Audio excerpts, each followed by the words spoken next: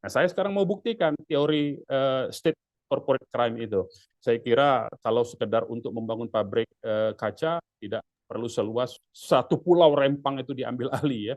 Jadi memang betul-betul ini ada agenda yang lain. Saya ikutin logikanya Menko Polhukam pada waktu itu, yaitu seorang Mahfud MD yang dianggap sekarang dia kritik terhadap pemerintah sekarang. Dialah sebetulnya yang menghegemoni sekaligus apa namanya mendominasi. Masyarakat Rempang itu masih punya hak. Sekalipun katakanlah bukan dari keturunan laskar-laskar Melayu tadi. Adanya proyek-proyek besar seperti ini sebetulnya bukan untuk mensejahterakan rakyat yang di dalam otak penyelenggara negara. Tapi di situ ada cuan, kantor camatnya sudah dikosongkan. Jadi administrasi pemerintahnya sudah dikosongkan dari Pulau Rempang. Itu kan bahaya itu. Artinya memang sengaja mengosongkan pulau itu untuk kepentingan pihak swasta. Ini artinya yang disebut dengan state corporate crime itu ya begini sebetulnya.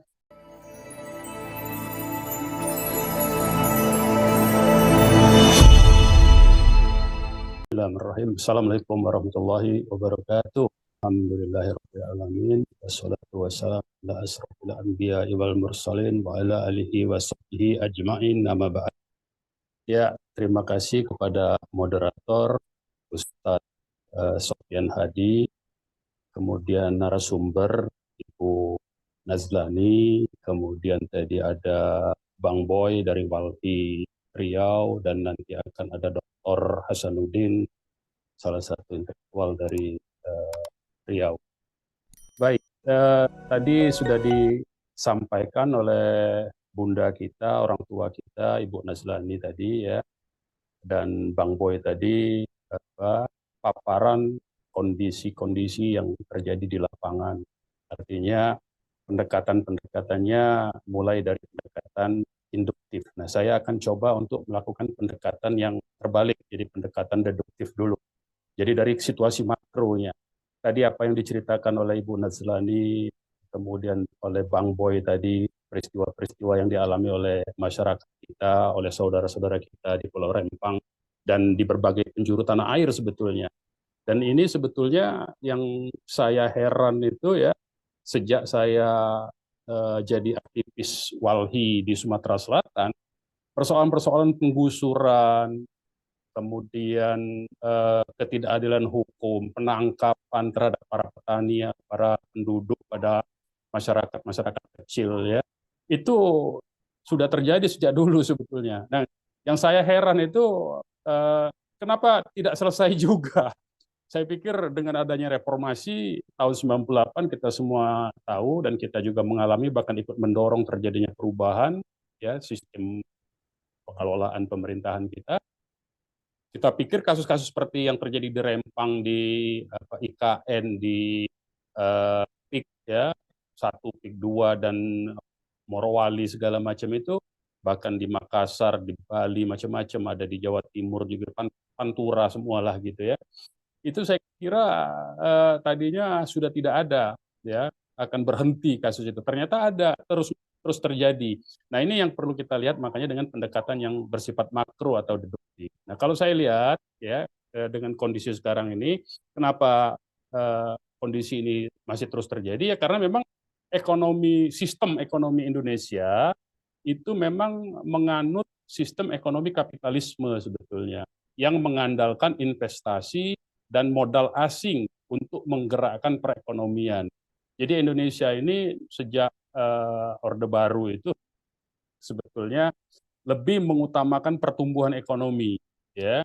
Teori dari Rostow itu kan begitu. Jadi mengambil teori Rostow, teori developmentalisme itu, yaitu ciptakan stabilitas. Nah, karena ciptakan stabilitas itu, untuk menciptakan stabilitas, maka tangkapi semua orang-orang yang melawan, yang kritis, yang menentang program-program pembangunan dari penguasa. Itu stabilitas disebutnya. Ya. Nah, kemudian ciptakan pertumbuhan, undang investasi sebesar-besarnya dari swasta, masalahnya itu ya, dari pihak swasta, baik swasta asing dari luar negeri, modal asing, maupun swasta dalam negeri. Jadi artinya ekonomi kita itu diserahkan sepenuhnya, pergerakan ekonominya, gerakan ekonominya itu, perputaran ekonominya itu diserukan, dibebankan kepada swasta. Nah, itu artinya apa? Dari yang konstitusi kita menganut sistem ekonomi yang BUMN yang didahulukan ya, kemudian koperasi, baru private sector ya, tapi dibalik private sector yang didahulukan. Nah itu kan kemudian pembalikan dari sistem ekonomi yang disepakati oleh founding father kita pasal 33 itu. Nah itu secara ekonomi. Baru kemudian teorinya ada pemerataan, tapi lihatlah pemerataan yang mana, karena kita lihat angka-angka, kalau kita lihat pemerataan ekonomi, artinya rakyat Indonesia sebagaimana tujuan konstitusi itu adalah kan memakmurkan kesejahteraan umum. Nah kita lihat di angka-angka statistik, Indonesia itu makin hari orang miskinnya makin banyak, bukan makin berkurang ya. Kelas menengahnya juga kita dengar, kita lihat data terakhir di tahun 2004 ini justru menurun kelas menengah kita ya. Yang banyak itu orang kaya yang berkelindan dengan penguasa, yang menjadi jaringan jejaring dari kroni-kroninya penguasa, itu yang makin kaya sebetulnya. Jadi orang kayanya tetap sedikit tapi kekayaannya makin meningkat ya. Sementara orang miskin makin banyak dan jumlah angka mereka yang disebut miskin itu makin menurun sebetulnya. Cuma ada manipulasi statistik oleh penguasa, oleh pemerintah, di mana orang ditetapkan sebagai miskin itu angka standar kemiskinannya diturunkan. Jadi seolah-olah orang miskinnya dikit, padahal orang miskinnya sebetulnya meningkat lebih banyak ya. Misalnya standar PBB misalnya itu tingkat kemiskinan itu orang yang satu hari menghabiskan $2, di Indonesia dibikin kurang dari $1 ya, artinya kurang dari 16.000 rupiah hidup sehari itu. Nah itu baru dikategorikan miskin, padahal PBB $2 misalnya. Nah itu contoh-contoh manipulasi angka, manipulasi statistik itu. Nah itu secara ekonomi. Jadi kita lihat kenapa kasus-kasus demikian masih terus terjadi ya, karena memang ekonomi kita diserahkan kepada sistem kapitalisme. Nah sistem politiknya bagaimana? Kok harusnya kan negara ini sebagai sebuah negara, dimanapun negara itu berada, apapun sistemnya, itu negara itu berorientasi untuk menjadi semacam perisai, melindungi warga negaranya, melindungi penduduknya. Ya, nah ini peran negara di mana? Ya tidak bisa melakukan peran itu negaranya, karena apa? Karena negaranya, penyelenggara negaranya diisi oleh orang-orang yang memang bagian atau menjadi katakanlah proksi dari kekuatan-kekuatan modal, baik itu modal luar negeri ya maupun modal dalam negeri. Yang modal dalam negeri ini disebut oligarki.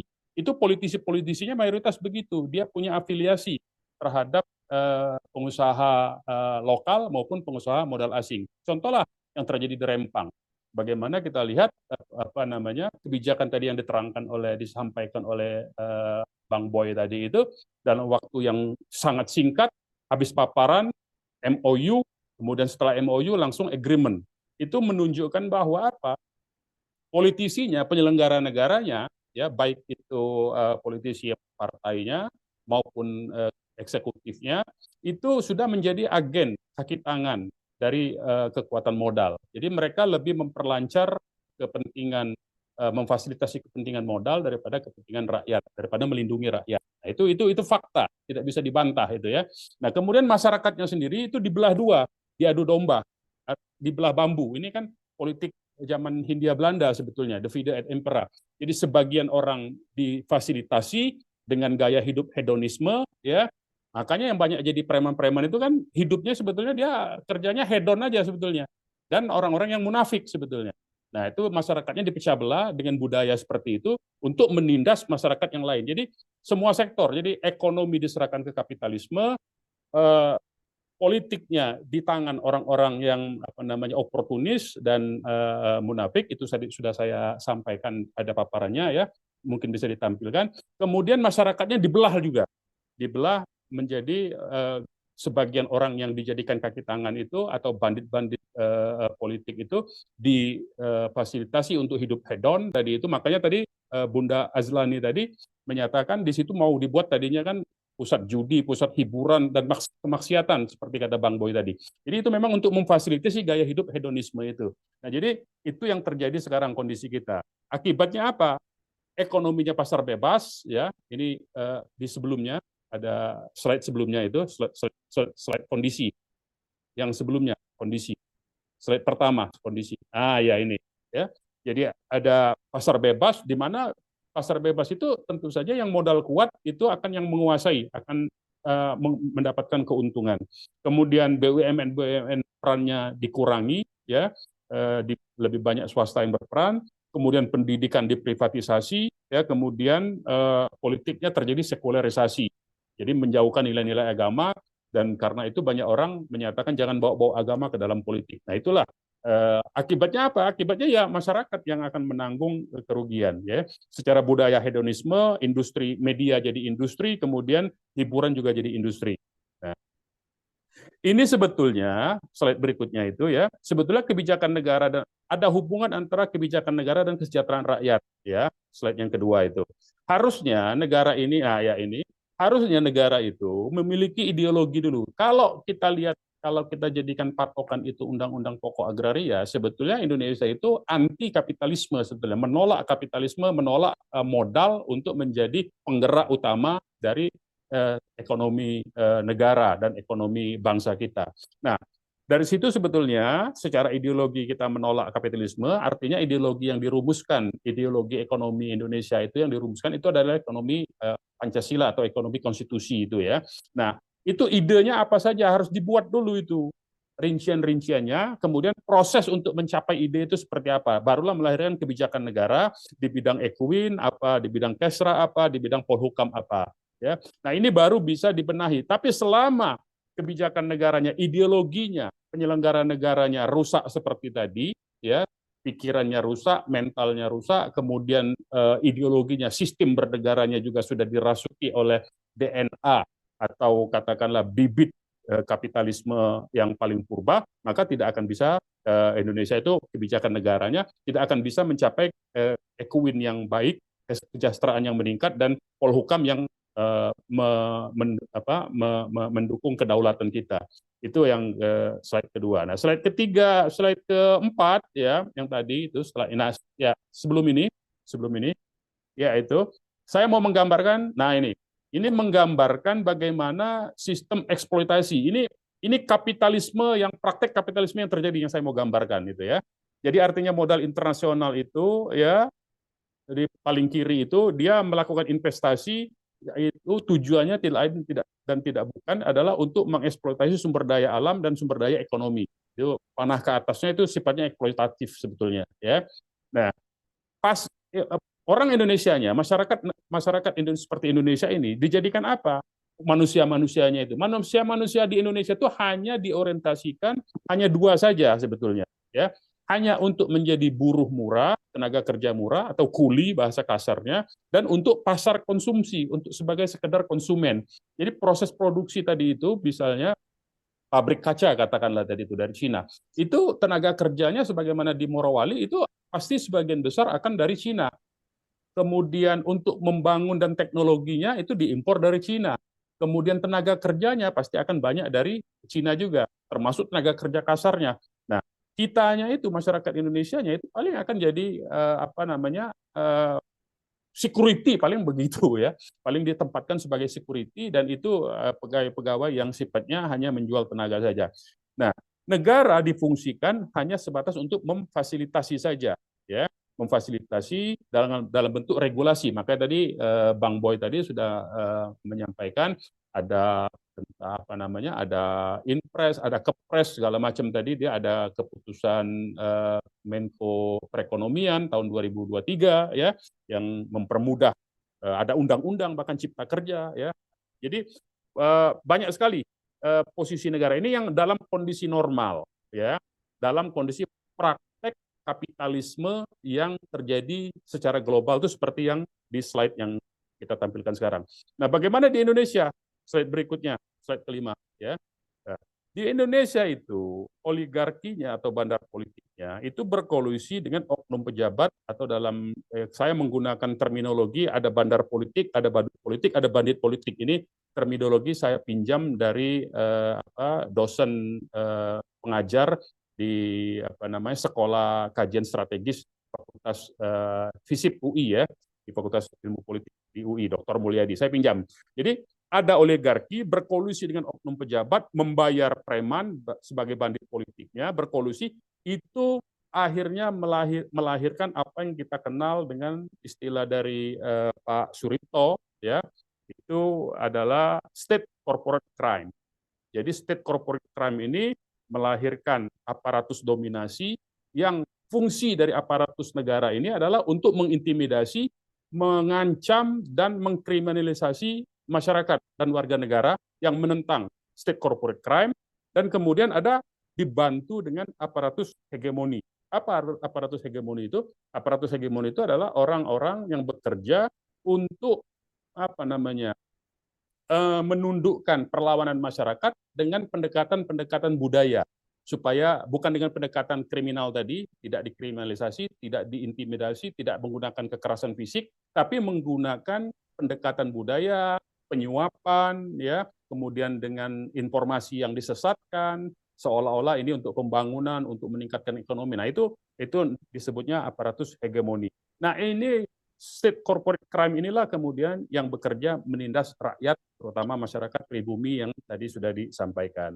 Nah, dalam konteks itu globalnya, itu makronya yang kita bisa lihat. Nah, sekarang konstruksi masalahnya apa? Saya mau sampaikan inti masalahnya itu, saya mau bantah sebetulnya apa yang disampaikan ini saya mau membuktikan bahwa teori yang tadi di slide-slide sebelumnya itu adalah apa buktinya? Nah, saya sekarang mau buktikan teori state corporate crime itu.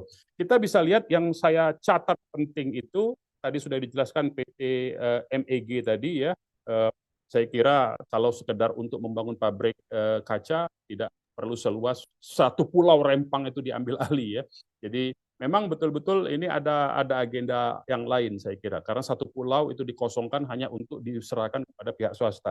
Nah, yang perlu kita catat penting ini bagaimana aparatus negara pada saat itu, Menko Polhukam pada saat itu yaitu Mahfud MD, ya, ini pada 8 September 2023 itu menyatakan bahwa tanah Rempang itu sudah diberikan haknya oleh negara.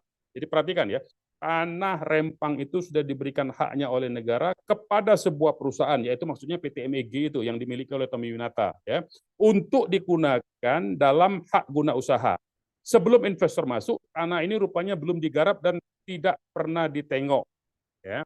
Nah, apakah pertanyaannya sekarang ini di slide berikutnya, di konstruksi masalah, ya? Apakah pertanyaannya sekarang ini?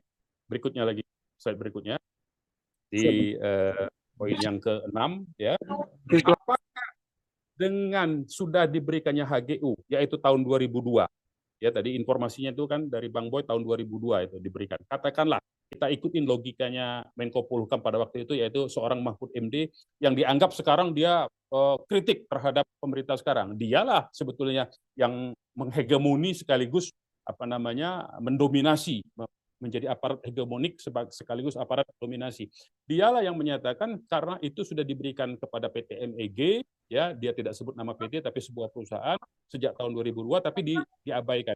Nah, ini sebetulnya, ya, kalau kita konfrontasikan dengan peraturan yang dibuat oleh pemerintah sendiri pada zamannya Mahfud MD sendiri sebetulnya tahun 2002 itu, tahun 2021, ya, yaitu melalui peraturan pemerintah tahun 2021 itu untuk tanah-tanah yang tidak diusahakan sendiri oleh pemegang hak selama 2 tahun. Jadi HGU, HGB atau apapun juga selama 2 tahun tidak diusahakan sendiri, maka itu tadi Bu Adlani menyatakan tidak dicabut. Sebetulnya bukan dicabut, tapi otomatis dia batal demi hukum.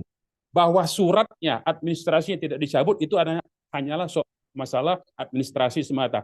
Tetapi hakikatnya bahwa haknya itu yang melekat di dalam HGU itu sudah hapus dengan sendirinya, otomatis itu. Tidak perlu lagi pencabutan administrasi. Jadi di sini saya mau sampaikan bahwa masyarakat Rempang itu masih punya hak. Sekalipun katakanlah bukan dari keturunan laskar-laskar Melayu tadi. Ada orang dari luar Pulau Rempang yang menghidupkan itu tanah, istilahnya itu menghidupkan tanah. Baik itu secara hukum Islam, syariat Islam, maupun dia melalui hukum agraria kita, melalui PP, nomor 2 tahun 2021 tadi, ya, PP nomor berapa tadi? Nomor 20 tahun 2001 tadi, ya. Jadi baik secara undang-undang negara maupun hukum agama, ya, syariat Islam, maka orang yang menghidupkan tanah dan dia berada di situ secara terus-menerus, ya, sejak tanah itu tidak dirawat oleh pemegang hak guna usaha, hak guna bangunan, kecuali hak milik, ya. Kalau hak milik dia 20 tahun baru hilang haknya, ya. Tapi kalau hak-hak yang sifatnya sementara, hak guna bangunan, hak guna usaha, itu 2 tahun dan ada orang lain masuk dan menghidupkan itu tanah, artinya menjadikan tanah itu produktif, maka orang itu yang menghidupkan tanah itu yang melakukan proses produksi. Yang tadi disebutkan ada peternakan ayam, ada pertanian, apa tadi disebutkan bahwa tanah Rempang itu ada di Rempang itu pemasok sayur-sayuran di Batam. Artinya itu ada orang warga negara Indonesia yang menghidupkan tanah itu, maka harusnya hak itu diberikan kepada orang yang menghidupkan tanah, bukan kepada perusahaan yang tidak menghidupkan tanah, yang sudah menelantarkan tanah, apalagi dari perusahaan asing. Nah, disitulah sebetulnya kita lihat bagaimana penyelenggara negara ini, satu, keberpihakannya seperti apa kepada warga negara, apakah berpihaknya kepada warga negara atau kepada pemodal. Nah, kalau kita lihat dari kenyataannya, dia lebih berpihak kepada modal. Karena apa? Karena dengan adanya dia memfasilitasi ke pemodal, itu adanya proyek-proyek besar seperti ini sebetulnya bukan untuk mensejahterakan rakyat yang di dalam otak penyelenggara negara, tapi di situ ada cuan, kalau istilah sehari-hari. Di situ ada rente ekonomi, ya. Dengan perizinan dia mendapatkan sogokan, suapan, itu praktek, itu tidak bisa dibantah itu.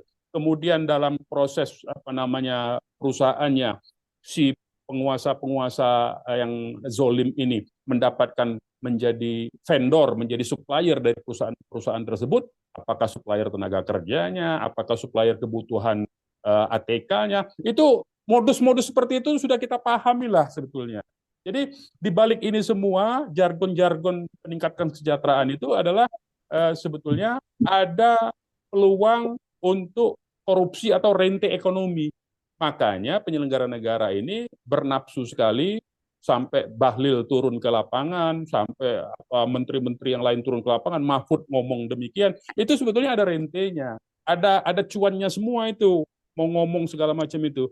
Dengan kompensasinya dalam bentuk macam-macam lah, gratifikasinya itu bisa dalam bentuk fasilitas, bisa dalam bentuk jalan-jalan ke luar negeri, pokoknya apa aja, bisa anaknya, bisa keluarganya yang lain, macam-macam. Jadi itu sebuah praktek politik ekonomi politik yang terjadi di Indonesia sebetulnya. Nah, bagaimana hukum agraria? Hukum agraria kita itu sebetulnya menolak, tadi saya katakan, ya, menolak kapitalisme itu. Karena apa? Ketika ada dua kepentingan, ya, dua kepentingan yang bersamaan, antara kepentingan swasta dengan kepentingan rakyat, ya, maka hukum agraria kita itu mengamanatkan, itu ada di pasal di slide yang ke-10, ada di pasal 12, pasal 11, ya. Pasal 11 itu bunyinya ayat 2 itu, perbedaan dalam keadaan masyarakat dan keperluan hukum golongan rakyat di mana perlu dan tidak bertentangan dengan kepentingan nasional diperhatikan dengan menjamin perlindungan terhadap kepentingan golongan yang ekonomis lemah. Disebutnya begitu tuh. Ya, belum lagi kalau kita runut dari pasal 2-nya. Pasal 2 itu, ya, memang tadi dipersoalkan banyak. Dulu waktu saya di KPA juga itu mempersoalkan hak menguasai negara. Artinya apa? Yang kita persoalkan itu, hak menguasai negara itu mestilah ditujukan dalam konteks dan dia terikat satu nafas untuk sebesar-besarnya kemakmuran rakyat. Bukan hak menguasai negara itu menyerahkan tanah-tanah bahkan pulau kepada pihak swasta. Bukan itu maksud hak menguasai negara itu. Tetapi memberikan hak ini. Kan begini. Jadi riwayat kalau perlu sejarah, ya, riwayat hak menguasai negara. Kenapa Indonesia dalam Undang-Undang Pokok Agraria itu merumuskan doktrin hak menguasai negara? Karena dulu di zaman kolonial Belanda, ya, tanah itu sebetulnya diberikan oleh pemerintah Hindia Belanda itu lebih banyak diberikan kepada perusahaan-perusahaan swasta yang sekarang diambil alih kemudian dinasionalisasi menjadi PTP itu, PTPN itu. Dulu itu semua perusahaan swasta, punya orang Jerman, punya orang Belanda. Nah, itu Indonesia dengan merdeka ini tidak menginginkan tanah-tanah itu dikuasai oleh perkebunan-perkebunan besar sebetulnya. Itu semangatnya hak menguasai negara. Artinya tanah-tanah yang ulayat, tanah-tanah dimiliki oleh individu-individu masyarakat. Kita merdeka itu supaya apa? Artinya kemerdekaan itu yang tadinya tanah-tanah itu dikuasai oleh perusahaan-perusahaan asing, Udah kan oleh beda cepat lebih baik. orang Eropa, itu semangatnya dengan hak menguasai negara, negara memberikan hak kepada masyarakat ulayat, masyarakat adat dengan hak ulayatnya, dan individu-individu yang tadinya tidak memiliki tanah karena ada kebijakan domain verklaringnya pemerintah Hindia Belanda. Apa domain verklaring itu? Domain verklaring itu adalah Belanda itu mengeluarkan statement aturan undang-undang yang menyatakan siapa yang tidak bisa membuktikan itu tanahnya, yang tidak bisa membuktikan itu tanahnya itu dengan apa? Dengan surat. Itu masalahnya. Maka tanah itu otomatis menjadi tanah pemerintah Hindia Belanda. Nah, ini kan sekarang terjadi kembali itu. Artinya Indonesia itu menganut kembali sistem kapitalisme Belanda, Hindia Belanda, dengan menyatakan masyarakat di sana tidak punya surat karena itu hak ini menjadi milik negara. Itu keliru itu. Perwujudan implementasi dari hak menguasai negara seperti itu keliru. Bukan begitu yang dimaksud. Yang dimaksud itu tanah-tanah perusahaan besar yang terlantar, itu apalagi yang kalau yang masih produktif waktu itu dinasionalisasi, yang terlantar itu mestinya dibagikan kepada rakyat. Itu baru hak menguasai negara, dan itulah yang disebut dengan land reform. Ya, jadi land reform itu bukan sekedar penataan, mengambil alih tanah-tanah rakyat dikuasai, bahkan kalau kita lihat sekarang prakteknya itu bukan dikuasai, menjadi aset dan menjadi milik. Kita lihat sekarang banyak sekali pelang-pelang papan nama itu di tanah-tanah kosong, tanah ini milik pemerintah provinsi, tanah ini milik pemerintah otorita Batam. Itu banyak tuh bertebaran di situ. Nggak ada, pemerintah tuh nggak punya itu, hak milik itu penipuan itu. Jadi kita harus sampaikan ke masyarakat, itu penipuan itu. Otorita Batam itu hanya berhak mengatur saja ini tanah, tapi tanah itu aslinya siapa yang menghidupkan? Nah, itu tadi saya katakan, kalau tanahnya tidak diproduktifkan, tidak diaktifkan oleh yang memiliki hak, kalau HGU 2 tahun, HGB 2 tahun, kalau hak milik itu 20 tahun, ditelantarkan begitu saja, tidak diurus, tidak dijenguk, tidak dipagar, tidak ditanam. Kalau hak milik 20 tahun, itu siapa yang mengelola, itu dia berhak untuk, kalau dia mengajukan pendaftaran tanah untuk mendapatkan sertifikat, itu berhak. Kecuali nanti kalau dalam konteks hak milik, si pemilik yang punya sertifikat yang lebih tua mengajukan gugatan, itu namanya sengketa. Tapi kalau hak guna usaha, hak guna bangunan, hak pengelolaan, hak pakai, itu otomatis kalau tidak dikelola, itu musnah haknya, otomatis itu. Artinya masyarakat itu berhak. Ini saya mau dorong supaya masyarakat itu berani menyatakan bahwa itu haknya. Karena dengan kita, jadi jangan sampai kita dihegemoni oleh berbagai macam informasi, seolah-olah masyarakat itu karena tidak punya surat, maka dia tidak berhak atas tanah itu. Enggak, salah itu pemikiran yang salah, itu pemikiran zaman Belanda itu penjajah itu, kalau cara berpikirnya begitu. Itu cara berpikir Hindia Belanda dengan domain verklaring tadi. Harusnya masyarakat yang melakukan proses produksi, apalagi yang sudah tinggal lama sebelum Indonesia merdeka, itu justru yang harus difasilitasi oleh negara, oleh BPN, oleh otoritas Batam, oleh pemerintah kota, oleh pemerintah kabupaten, oleh pemerintah provinsi. Itu justru yang prioritas untuk diberikan sertifikat harusnya. Jadi jangan dibalik-balik ini kebalik-balik semua. Nah, itu saya kira terkait dengan hukumnya, ya. Nah, terkait dengan berbagai pelanggaran HAM-nya tadi, ya, yang sudah disampaikan, kita lihat ada intimidasi, kita lihat ada belasan atau puluhan orang, ya, yang kemarin itu dikriminalisasi dengan tuduhan melakukan kekerasan. Itu sebetulnya polisinya mesti diperiksa juga, karena yang melakukan provokasi itu kita lihat itu sebetulnya bukan masyarakat pasti. Ya, apalagi kemarin ada penyerangan. Nah, penyerangan itu sampai sekarang ditangkap nggak itu yang nyerang masyarakat, pos-pos pengamanan masyarakat? Kan nggak ada. Artinya apa? Negaranya, aparatnya sudah berpihak. Artinya aparatnya itu sudah dibeli. Apalagi saya dapat informasi sekarang ini, kantor PT MEG itu karena ditolak masyarakat pindah ke kantor instansi pemerintah. Dan bahkan masyarakat sudah tidak lagi mendapatkan pelayanan administrasi kependudukan. Kantor camatnya sudah dikosongkan. Jadi administrasi pemerintahnya sudah dikosongkan dari Pulau Rempang. Itu kan bahaya itu. artinya memang sengaja mengosongkan pulau itu untuk kepentingan pihak swasta. Ini artinya yang disebut dengan state corporate crime itu ya begini sebetulnya, kejahatan negara yang melakukan, negara swasta yang melakukan kejahatan sebetulnya. Nah ini berbahaya. Jadi sudah tidak ada kedaulatan, itu berarti di Rempang itu sengaja dilepaskan begitu. Nah ini menurut saya penyelenggara negara kita ini ngerti nggak dengan hal yang demikian? Masa masyarakat, sekolah-sekolah tidak ada pelayanan pendidikan, itu semua pelanggaran hak-hak ekonomi, sosial dan budaya itu sebetulnya dalam kategori hak asasi manusia. Ya, jadi hak untuk mendapatkan pendidikan, hak untuk mendapatkan layanan pendidikan, layanan kesehatan yang semua dikosongkan dari Pulau Rempang itu pelanggaran konstitusi itu oleh negara tuh. Itu dilarang. Belum lagi tadi kriminalisasi perlakuan hukum yang adil segala macam tadi, hak sipilnya dan politik masyarakat, artinya KTP-nya misalnya tidak diakui segala macam, itu juga pelanggaran hak asasi manusia. Jadi yang sebetulnya yang melakukan pelanggaran hukum itu adalah justru negara, dalam hal ini penyelenggaranya. Nah ini yang mesti kita perhatikan supaya masyarakat ini apa namanya tidak ragu-ragu bahwa dia tetap punya hak di situ. Jangan ragu-ragu. Dia yang mengelola tanah itu, dia yang hidup di situ secara terus-menerus tidak terputus, ya, hidup sebagai baik, apakah itu sebagai nelayan, apakah itu sebagai petani, baik masyarakat asli yang keturunan-keturunan dari kerajaan Melayu Lingga tadi dan laskar-laskarnya, maupun masyarakat pendatang orang bukan penduduk Rempang asli yang mengusahakan tanah itu sudah puluhan tahun, itu punya hak. Jangan ragu-ragu itu disebut. Sebab kalau itu meragukan hal demikian, itu sama saja kita membenarkan tindakan negara yang zolim ini. Itu harus kita tentang. Itu dulu yang perlu diperkuat kepada masyarakat. Jadi bahwa masyarakat itu punya hak.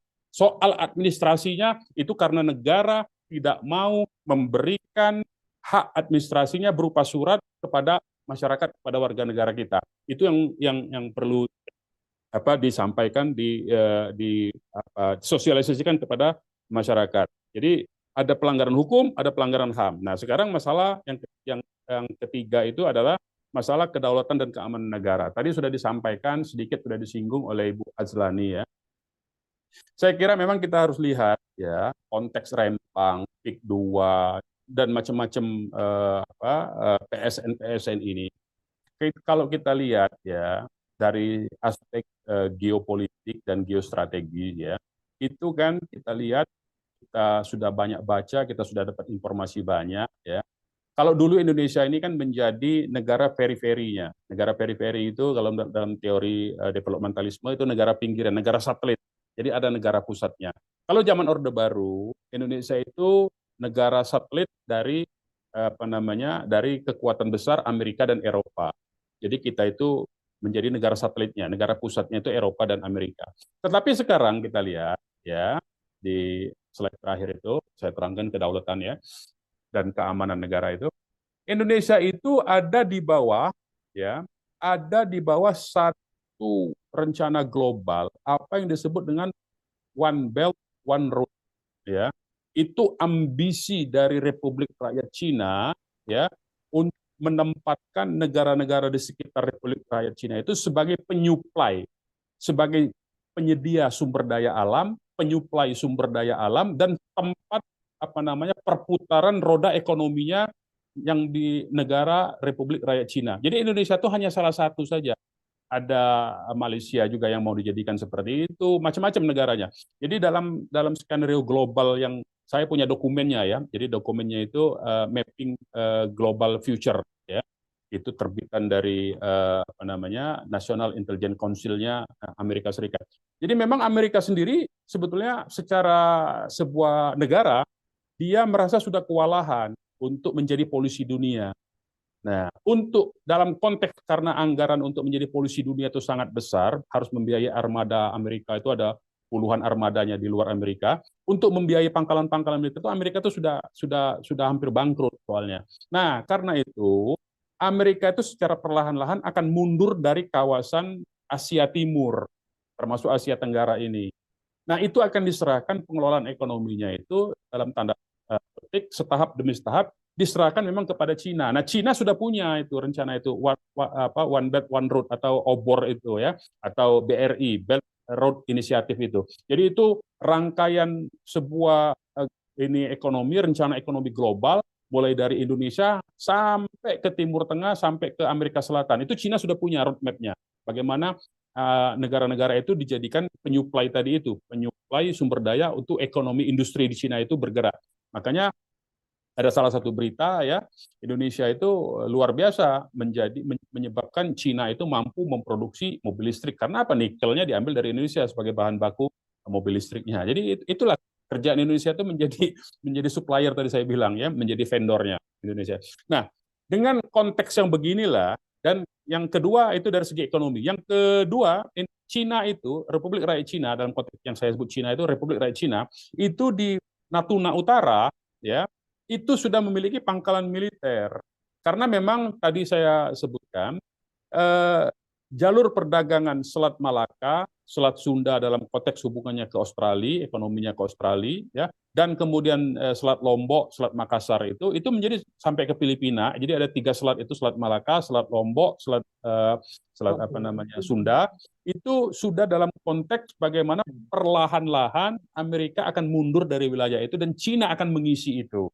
Nah, pertanyaannya yang lebih lanjut itu, ya, atau dugaan yang mesti kita lihat lebih lanjut itu, ya, Republik Rakyat Cina ini sebagai dalam praktek, ya, kalau Pax Americana, dulu ini Pax Amerika itu doktrin, ya. Jadi dulu ada Pax Romana. Pax Romana itu doktrin bagaimana Romawi itu menguasai dunia secara global.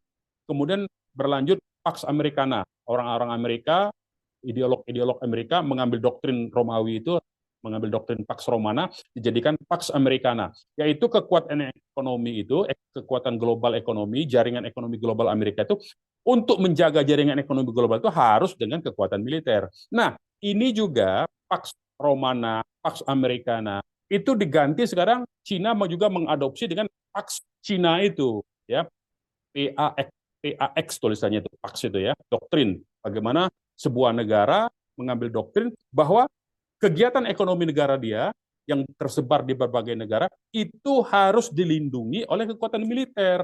Itu fakta, itu doktrin sudah.